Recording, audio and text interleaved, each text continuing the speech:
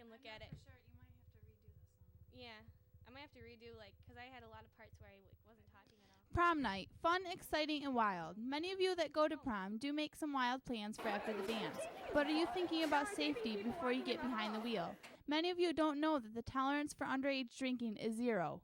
Zip, 0, zilch. I caught up with Davison Township officer to get you guys some facts that would make you think twice while making plans for after prom. Underage drinking, it's a 0 tolerance. They call it zip, 0, zilch. If you're 17 or older, you go right to jail. 16, you go to probate court, and the judges are very, very strict. And don't expect your record to be wiped clean anytime soon. From a criminal aspect, it's always there. We can use it up to 10 years. All insurance companies for drunk driving, usually they're about 3 years. But it stays on your Secretary of State record, forever. And how many drinks until your judgment is impaired? If someone were to sit down and drink a beer per hour, you'd never get drunk. 2 beers per hour, and if you did that every hour, you're gradually going to get drunk. Most of our drunk drivers, they're pounding 3-4 beers at a time, in and out within an hour. I mean, it's pretty bad. So go to prom, have fun, and hang out with your friends afterwards, but make the right decisions, because you don't want to end up in a morgue or in a jail cell. Autumn Perry, DTV News.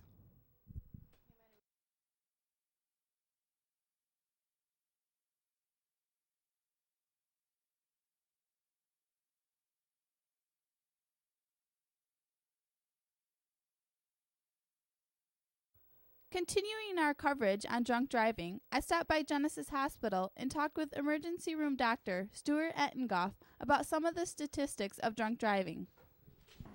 What we see is about 50% of our accidents are motor vehicle related, and we probably see close to 600-700 accidents a year here. As far as the actual number of fatalities, once again, 50% are alcohol related. Usually not the person killed, but the causative agent of the accident is usually alcohol or drugs are involved.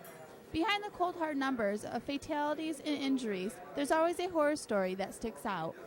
There's the case from Michigan about 2 years ago. There were 2 girls, 16 and 15 years old, that snuck out of their rooms in the middle of the night about 1 or 2 o'clock in the morning. They met 2 older guys who supplied them with the alcohol. The 16-year-old girl was driving, got in a car accident. The 15-year-old girl was killed in the accident. Her mother, her father, and her brothers came in. They got a call for the emergency department.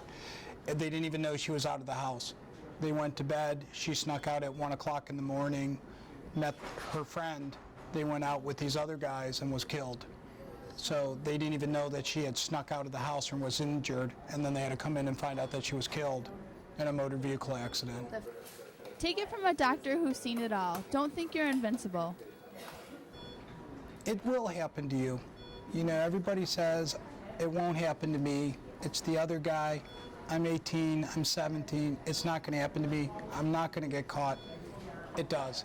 Statistics add up, and we see it, and it's just terrible, and there's no reason for it. I mean, I would think most parents, if you called your parents and told them you needed a ride home, most parents would understand and would rather have you call and say, I made a mistake, than have to come to the emergency room. Be smart on prom night. Don't drink and drive. Better yet, don't drink, because you don't want to find yourself in the emergency room. 3 in my special report, I sat down with a group of kids and got their opinion on drinking. Here's what they have to say. There's so many other things you can do to have fun, and alcohol isn't one of them.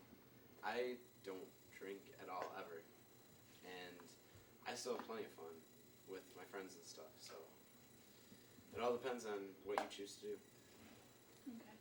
I have to agree with Luke about having fun without drinking. I think sometimes it's sad that people can only have fun when they're going out and drinking and driving. If you decide to do it on prom night, at least be responsible when you go out and do it. I think after prom, a lot of kids go to people's houses and plan on spending the night. Not a lot of kids go home, so after prom, specifically, drinking and driving, I don't think is as bad as just maybe on a weekend or something, because normally after prom, your parents are more apt to be like, okay, you can go spend the night, you don't have to come home tonight because the dance doesn't get over till later.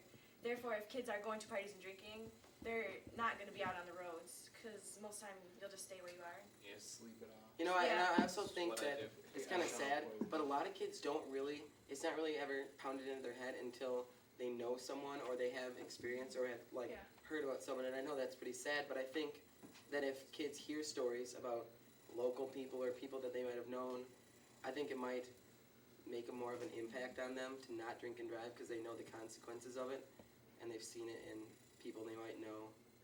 If I could convince anyone not to drink, I would. But I honestly don't think I can. Know you drink are gonna If take it to heart. if you really have to go out and drink to have fun, and that's what you're going to do, then I'm not going to be able to tell you anything different. But seriously, just consider the future possibilities of what drinking can do. Because, I mean, number one, you're not going to be able to think, oh, maybe I shouldn't drive. I mean, you can, but there's always the chance that you're going to say, oh, I'm fine, and you won't be. And then you'll drive into a tree and ruin your life. It's just not worth it.